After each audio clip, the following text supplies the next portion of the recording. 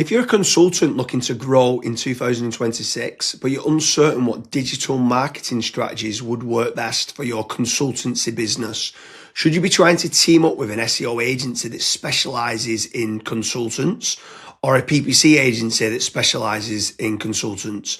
These are all questions we get asked when people are looking to grow their business. But before we get started, what bit of advice would you give to a business owner of a consultancy company? So for a consultancy based business, the biggest piece of advice that I would be given is checking to see how profitable you are, what your KPIs are looking like, how many leads you're getting, how much money you're actually spending, and where the most profitable leads are actually coming from as well. Once you actually have those facts and figures in place, that's when digital marketing just becomes that much more predictable. You can scale up on certain campaigns that is actually working for your company, or you can switch certain campaigns off as well. So James, for consultants, what are some digital marketing strategies that you would recommend? Branding or brand SEO, and making certain that you're looking good online, you've got a strong reputation. I think everything needs to start, the foundations need to start with a positive kind of brand SERP of who you are and what you do. So a SERP stands for search engine results page, and getting that branding right across the board then can lead on to other things of what you can be doing. It will improve your conversion rate on paid ads or social media. Any leads that you get in, the conversion rate would be good. If at the 11th hour they're going to decide who you're going to go with, branding I think becomes very, very important. So I'd say that's the first thing that people need to get right for all digital marketing strategies.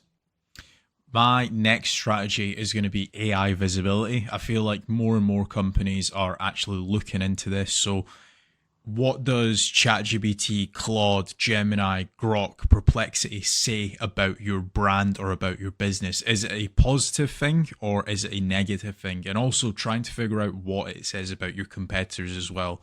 And obviously trying to improve that's really important. Some people call it AI SEO, some people call it GEO, some people call it LLM optimization.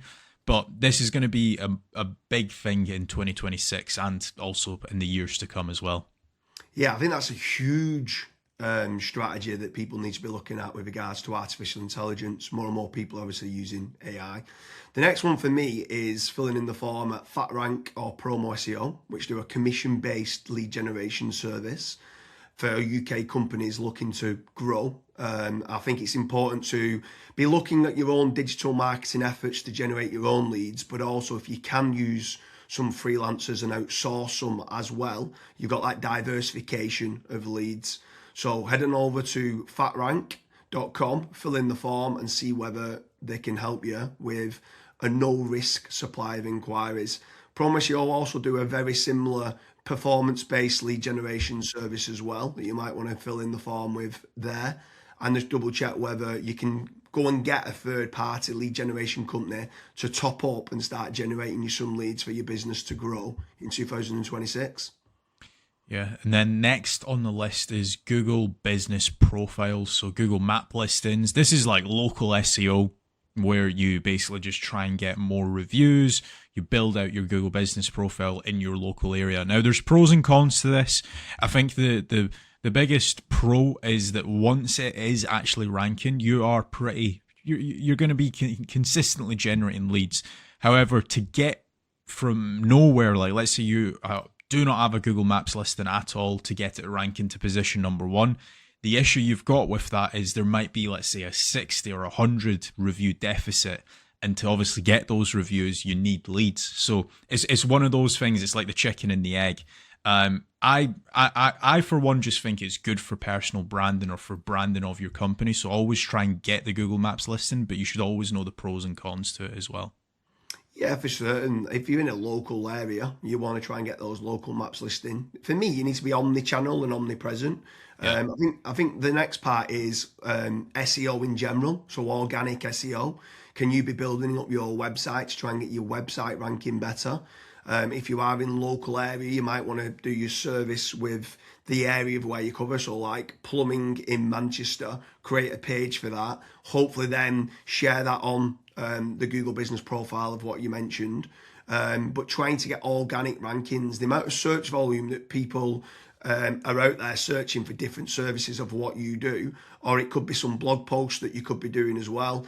There's different strategies on there that you can be doing, but ideally you want good quality content, build up topical authority, and try and get some third-party backlinks to power up the site to get those organic SEO rankings. I think that's another big part that you need to be doing as part of your digital marketing strategies in 2026. Yeah, and then the next one, which kind of ties back to what you were saying before, James, is obviously organic social media. Now, organic social media, I think it's more of a numbers game. So try to create good content that your audience would actually view. Like I see this time and time again where I look at brands and they've just published maybe 4 or 5 posts on their Instagram profile and they've not been active for 3 years, right? That's not going to drive you sales. But if you can do how-tos, if you can do guides, maybe you can do before and afters, right? If you can do content like that, that way people will see you on socials and they will actually click to actually figure out more about you, fill in the contact form.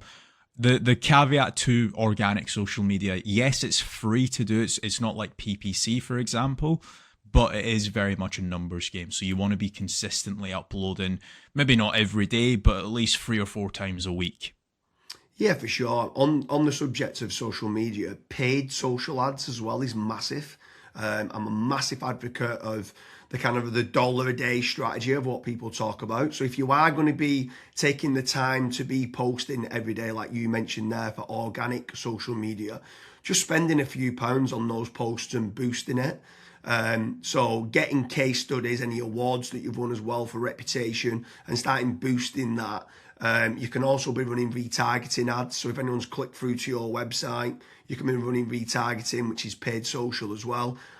Different places like Meta, so whether that's Facebook and Instagram, you've got Twitter, you've got YouTube, you can be running Pinterest, you can even run in places like Reddit as well for paid ads. And I think paid social media is still an untapped market for digital marketing strategies. Yeah. The next one is it's probably a love-hate relationship. It's PPC, right? Google AdWords or doing it on Bing, wherever. That's basically the sponsored results. So if you search for a service, it's above local SEO. Now, I have spoken, and both myself and James, we've both spoken to so many business owners that are either they've spent 10, 15, 20,000 pound on it, and they've not had a single result, or they might have had a few leads and it's just not been of quality. Or you've got other guys that have spent hundreds of thousands on it and they're like, it's the best thing that's ever happened to my business. Now, the reason why people are either they absolutely love it or they absolutely hate it is probably down to how it's been set up. Like there's so many different nuances to PPC, like for example, having a really proactive negative keyword list, making certain that you have a set of banned IPs. Like, for example, your competitors could be clicking on your ads and that's deemed as what's called click fraud. Making certain that you've got a high converting landing page, making certain that you KPI your sales team. So when a PPC lead comes in, that is one of the first priorities that they actually take when it comes to contacting the lead. There's all of these different nuances, and if you're not on the ball with PPC, it's probably not going to work for your business. However, if you've got a really good, well-refined sales team, you've got a really good landing page, you've got a well-kept, up-to-date negative keyword list, you are using click fraud software, at that point, it will actually probably perform well for you. But again, just know the pros and cons to PPC. Yeah, for sure. There's certainly pros and cons. There's benefits of using it to get instant leads. But like you said, the amount of people that we speak to that have burnt a lot of budget and not had the inquiries and stuff that's come through as part of the digital marketing is pretty scary. While we're on the subject of paid, obviously we spoke about paid social ads and now you've spoke there about PPC with Google or Bing. I'm going to throw in the mix paid ads on AI platforms. It's not fully rolled out as we're doing this video, but I know that ChatGPT are looking to try and roll out ChatGPT ads. Claude, Perplexity, other kind of LLMs might start rolling it out in 2026. I think if you're one of the early adopters and innovators to get on there, I think you could be getting cheap leads or cheap contact form submissions. So it's something to look out for of doing paid AI listings and ads. I think that could be something to look out for in 2026. Next on the list, and this is a little bit out of control. You do obviously have like forums that you can get your brand mentioned in, like for example Reddit and Quora. That very much comes down to the after fact, like where are your customers that you've been dealing with previously? Are they actually raving and shouting about you? If they are, then that's a very good resource of getting other people recommending you. So if you can get that, again, it's a little bit out of your control, but asking for reviews, asking for them to recommend you to friends, to people, that can obviously generate you a decent amount of leads and inquiries as well. Yeah, for sure. And the add-on benefits to places like Reddit is that it's getting cited so much now in the AI overviews. So when you spoke there early on about AI visibility, if you can try to get a positive kind of lot of people talking about the products and services of what you do and some reviews on there, it's indirectly then going to help you, or directly actually is going to help you with AI visibility. And then the last one for me is tradesman websites. So like Checkatrade, Bark, or teaming up with a third party lead generation company. Something I would say with all of these practices, Kazza touched on earlier about making certain that you understand your KPIs and your ROAS, return on ad spend. I think it's very important for business owners that are doing any sort of digital marketing to be tracking how much time and effort's being put into, let's say, running organic social media or running paid ads.